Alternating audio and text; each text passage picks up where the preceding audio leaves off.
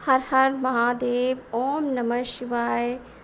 आप सभी को सावन व्रत की हार्दिक शुभकामनाएं। सावन का पावन महीना शुरू हो गया है, तो इस महीने में भोलेनाथ और माता गौरी की विधिवत पूजा करने से हमारे जीवन के सभी रोग दोष कष्ट नष्ट हो जाते हैं और हमारी समस्त मनोकामनाएं पूर्ण होती हैं।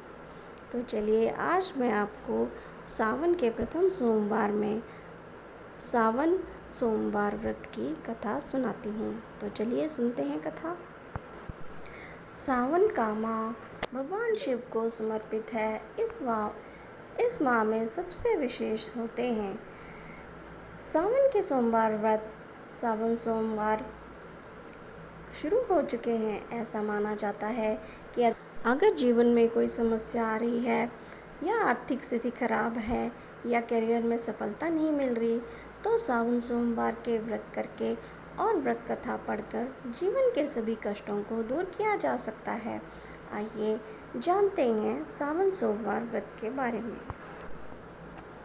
एक समय की बात है, किसी नगर में एक साहूकार रहता था। उसके घर में धन की कोई कमी नहीं थी, लेकिन उसकी कोई संतान नहीं थी। इस कारण वह दुखी रहता था।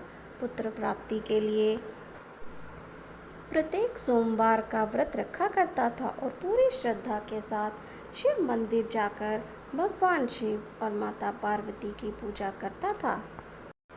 उसकी भक्ति देखकर एक दिन माँ पार्वती प्रसन्न हो गई और भगवान शिव से उस साहूकार की मनोकामना पूर्ण करने का आग्रह किया। पार्वती जी की इच्छा सुनकर भगवान शिव ने कहा, हे पार्वती, इस संसार में हर प्राणी को उसके कर्मों का फल मिलता है और जिसके भाग्य में जो है उसे भोगना ही पड़ता है। लेकिन पार्वती जी ने साहूकार की भक्ति का मान रखने के लिए उसकी मनोकामना पूर्ण करने की इच्छा जताई। माता पार्वती के आग्रह पर शिव जी ने साहूकार को पुत्र प्राप्ति का वरदान तो दे दिया, लेकिन साथ ही यह भी कहा कि उसके बालक की आयु केवल 12 वर्ष की होगी। माता पार्वती और भगवान शिव की बातचीत को साहूकार सुन रहा था। उसने ना तो इस बात की खुशी थी और ना ही दुख। वह पहले की भांति शिव जी का पूजन करता रहा। कुछ समय के बाद साहूकार के घर एक पुत्र का जन्म हुआ। जब वह बालक 12 वर्ष का हुआ तो उसे पढ़ने के लिए काशी भेज दिया गया। साहूकार ने पुत्र के मामा को बुलाकर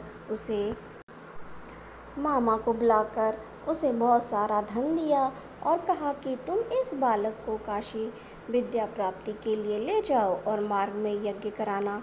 जहाँ भी यज्ञ कराओ वहाँ ब्राह्मणों को भोजन कराते और दक्षिणा देते हुए जाना।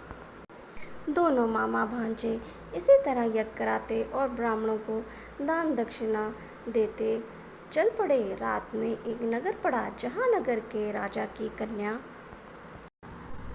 कन्या का विवाह था, लेकिन जिस राजकुमार से उसका विवाह होने वाला था वह एक आंख से काना था। राजकुमार के पिता ने अपने पुत्र के काना होने की बात छुपाने के लिए एक चाल सोची। साहूकार के पुत्र को देखकर उसके मन में विचार आया। उसने सोचा, क्यों न इस लड़के को दूल्हा बनाकर राजकुमारी से विवाह करवा दूं। विवाह के बाद इसको धन देकर विदा कर दूंगा और राजकुमारी को अपने नगर ले जाऊंगा। लड़के को दूल्हे के वस्त्र पहनाकर राजकुमारी से विवाह कर दिया गया। लेकिन साहूकार का पुत्र ईमानदार था। उसने यह बात न्याय संगत नहीं लगी। उसने अवसर पाकर राजकुमारी के चुन्नी के पल्ले पर लिख दिया कि तुम्हारा विवाह तो मेरे साथ हुआ है, लेकिन जिस राजकुमार के संग तुम्हें भेजा जाएगा वह एक आंख से काना है। मैं तो काशी पढ़ने जा रहा हूँ। जब राजकुमारी ने चुन्नी पर लिखी हुई बातें पढ़ी तो उसने अपने माता पिता को यह बात बताई। राजा ने अपनी पुत्री को विदा नहीं किया, जिससे बारात वापस चली गई। दूसरी ओर साहूकार का लड़का और उसका मामा काशी पहुँचे और वहाँ पहुँचकर उन्होंने यज्ञ किया। जिस दिन लड़के की आयु 12 वर्ष की हो गई, उसी दिन यज्ञ रखा गया। लड़के ने अपने मामा से कहा कि मेरी तबीयत कुछ ठीक नहीं लग रही है। मामा ने कहा, तुम अंदर जाकर सो जाओ। शिव जी के वरदान अनुसार कुछ देर में ही बालक के प्राण निकल गए। मृत भांजे को देखकर उसके मापा ने विलाप शुरू कर दिया। संयोगवश उसी समय शिव जी और माता पार्वती उधर से जा रहे थे। पार्वती जी ने भगवान से कहा, स्वामी, मुझे इसके रोने के स्वर सहन नहीं हो रहा है मुझसे। आप इस व्यक्ति के कष्ट को अवश्य दूर करें। जब शिव जी मृत बालक के समीप गए तो वह बोले कि मैंने इसे 12 वर्ष की आयु का वरदान दिया था, अब इसकी आयु पूरी हो चुकी है। लेकिन माता पार्वती मातृभाव से विभोर होकर माता पार्वती ने कहा, हे महादेव, आप इस बालक को आयु देने की कृपा करें, अन्यथा इसके वियोग में इसके माता पिता तड़प तड़प कर मर जाएंगे। माता पार्वती के आग्रह पर भगवान शिव ने उस लड़के को जीवित होने का वरदान दिया। शिव जी की कृपा से वह लड़का जीवित हो गया। शिक्षा समाप्त करके लड़का मामा के साथ अपने नगर की ओर चल दिया। दोनों चलते हुए उसी नगर पहुँचे जहाँ उसका विवाह हुआ था। उस नगर में भी उन्होंने यज्ञ का आयोजन किया।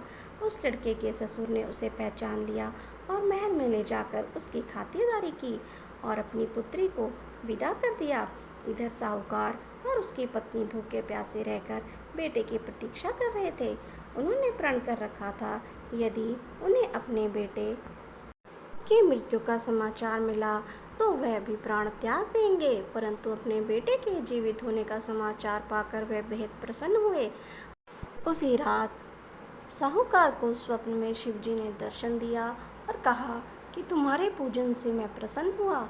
इसी प्रकार से जो व्यक्ति इस कथा को पढ़ेगा या सुनेगा उसके समस्त कष्ट दूर होंगे और मनवांछित सभी मनोकामनाओं की पूर्ति होगी। तो बोलिए हर हर महादेव, ओम नमः शिवाय। तो ये थी सावन सोमवार की व्रत की कथा। अगर आपको मेरी ये कथा कहानियाँ अच्छी लगती हैं तो प्लीज़ मेरे चैनल को लाइक सब्सक्राइब ज़रूर करें और कमेंट में हर हर महादेव अवश्य ही लिखें। धन्यवाद।